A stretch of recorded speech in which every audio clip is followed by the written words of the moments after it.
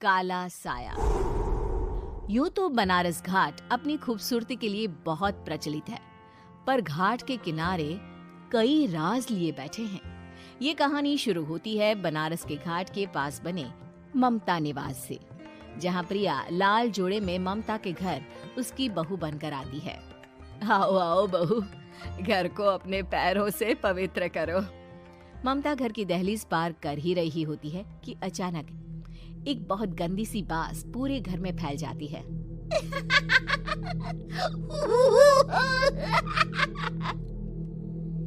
ये बदबू और ये आवाजें, ये कौन हंस रहा है माँ? अब ये पड़ोसी ना हमारे थोड़े अलग से है। कहाँ हम शाकाहारी और ये मांस मच्छी खाने वाले। छोड़, तू ध्यान मत दे और गृह प्रवेश कर। और हाँ बहू, अपनी सास की एक बात हमेशा याद रखना, इन पड़ोसियों से तो कभी बात नहीं करेगी। अच्छे लोग नहीं है ये।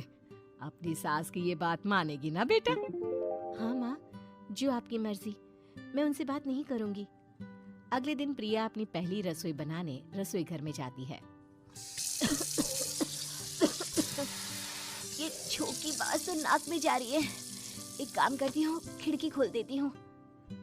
प्रिया खिड़की खोलने जाती है। इतने जाले, लगता है इस खिड़की को कभी खोला ही नहीं गया। पर ऐसा क्यों? ओह, नॉन वेज की स्मेल आती होगी ना। 2 मिनट के लिए खोल लेती हूँ, फिर बंद कर दूंगी। प्रिया खिड़की खोलती है। खिड़की खोलते ही उसकी नजर सामने वाले घर की खिड़की पर पड़ती है, जहाँ एक लड़की खड़ी होती है। हाथों में मेहंदी, लाल रंग की साड़ी, बिल्कुल सजी धजी, मानो प्रिया की तरह ही वो भी नई नवेली बहू हो। वो प्रिया को देखकर मुस्कुराती है। हे भगवान, माँ ने तो इनसे बात करने को मना किया था। प्रिया फौरन ही खिड़की बंद कर देती है और तवे पर चढ़े रोटी की ओर देखने लगती है, पर वहाँ रोटी न होकर मछली पड़ी होती है। ये क्या? पहली ही रसोई में इतनी बड़ी गलती! हे भगवान, अब मैं क्या करूं? प्रिया बहुत डर जाती है और फौरन रसोई की सफाई करने और फिर सभी के लिए खाना बनाने लग जाती है। जब वो सबको खाना परोसती है, सब तो ठीक है, मैं बेकार में चिंता कर रही थी। हे भगवान, ऐसे ही बस अपनी कृपा बनाए रखना। रात के वक्त जब सब सो रहे होते हैं, तब प्रिया को पायल की आवाज सुनाई देती है, जिससे उसकी आंख खुल जाती है। ये पायल की आवाज कहाँ से आ रही है? प्रिया उठकर उस आवाज के पीछे छत की सीढ़ियों तक जाती है। तभी उसे बच्चे के रोने की आवाज आती है। प्रिया छत पर जाती है तो क्या देखती है? वही लाल साड़ी वाली लड़की अपनी गोद में एक नवजात बच्चे को घुमा घुमा कर सुला रही है। तभी प्रिया की नजर उसके पेट पर पड़ती है। ओह गॉड, ये तो प्रेग्नेंट भी है। सुनिए, बच्चा सो नहीं रहा है क्या? मैं कुछ मदद करूं? नहीं नहीं, आपके घर वालों को अच्छा नहीं लगेगा, मैं संभाल लूंगी। स्नेहा की गोद से बच्चा हाथ मारकर प्रिया की गोद में आने को छटपटाने लगता है। दोनों घर अगल बगल में बने होने के कारण प्रिया उस बच्चे को गोद में ले लेती है। प्रिया के पास आते ही वो सो जाता है। बच्चे का वो स्पर्श रात भर प्रिया भूल नहीं पाती और अगली सुबह वो छत पर कपड़े सुखा रही होती है। तभी उसे एक औरत इशारा करके बुलाती है।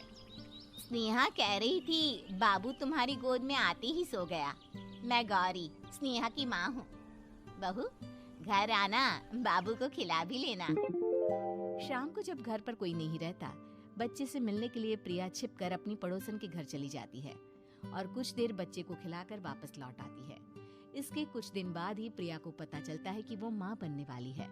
ममता की खुशी का ठिकाना नहीं रहता।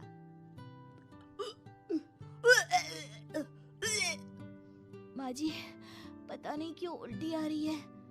प्रिया भागती हुई वॉशरूम में जाती है तो हरे और लाल रंग की उल्टी करती है। उस उल्टी में से कीड़े निकलते हैं। ये क्या? खून और ये कीड़े! माँ! माँ!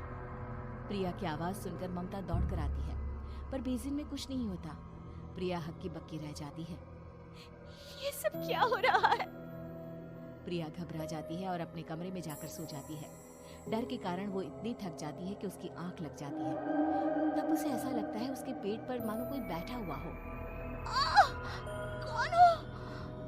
प्रिया के पेट पर एक 5 महीने की बच्ची बैठी हुई थी, जो बुरी तरह जली हुई थी। माँ, तुम ही मुझे लाई ना अपने पेट में। मैं तुम्हारी माँ नहीं हूँ। कौन हो तुम? माँ, देखो मैं जल गई बुरी तरह से। 6 महीने पेट में रहने को भी मुझे नहीं मिला। सहला दो ना माँ। बचाओ, बचाओ, माँ। ममता दौड़कर कमरे में आती है। प्रिया की बातें सुनकर वो सब समझ जाती है। तू कहीं बगल वाले घर में तो नहीं जाकर आई ना बहू? मुझे माफ कर दो, मैं गई थी माँ। उस घर में सब मरे हुए हैं बहू। कई साल पहले स्नेहा उस घर में बहू बनकर आई थी। कुछ ही दिन में वो एक बच्चे को जन्म देने वाली थी। पूरा घर बच्चे के आने की खुशी में खोया था कि एक दिन अचानक उस घर में आग लग गई। सब बुरी तरह जलकर मर गए। गौरी आज भी दादी बनने का इंतजार कर रही है और इसीलिए स्नेहा ने अपना अजन्मा बच्चा तुम्हारी कोख में डाल दिया। ममता ये कह रही होती है कि पीछे से उसके पैरों को एक बच्चा पकड़ लेता है। दादी, दादी। माँ, स्नेहा की गोद में यही बच्चा था। ये बच्चा कौन है फिर? तेरी मौत है। तेरी भी दादी। जिस चीज का ममता को डर था वही हो गया। ममता निवास के ऊपर मौत ने चादर बिछा दी थी। प्रिया का पेट ऐसे बढ़ जाता है मानो 9 महीने का हो। 2 हाथ उसके पेट से बाहर निकलते हैं। बहू, संतोष को फोन कर, किसी पंडित जी को बुला बहू। प्रिया का पति भागता हुआ घर आता है। ये तो होना ही था माँ। तेरा पाप तेरे सामने आ गया तो तू सह नहीं पा रही है। स्नेहा घर में आग लगी नहीं थी, माँ ने लगाई थी, प्रॉपर्टी की लालच में। और वो बच्चा मेरी पहली पत्नी का बच्चा है, मेरा बेटा, जो कि उस आग की चपेट का शिकार हो गया था। मैंने तुमसे ये सब माँ के कहने पर छुपाया था। मुझे माफ कर दो प्रिया।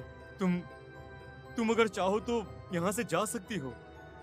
मैं तुम्हें किसी भी बंधन में रखना नहीं चाहता। मेरी शादी हुई है आपसे, मैं आपको छोड़ नहीं सकती, पर उससे पहले हमें स्नेहा, उसकी माँ और बच्चे की आत्मा की शांति करवानी होगी।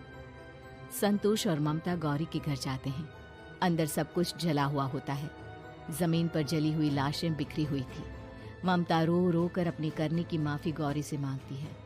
प्रिया स्नेहा के घर वालों का अंतिम संस्कार करवा देती है और ममता निवास फिर से आत्माओं के साए से मुक्त हो जाता है।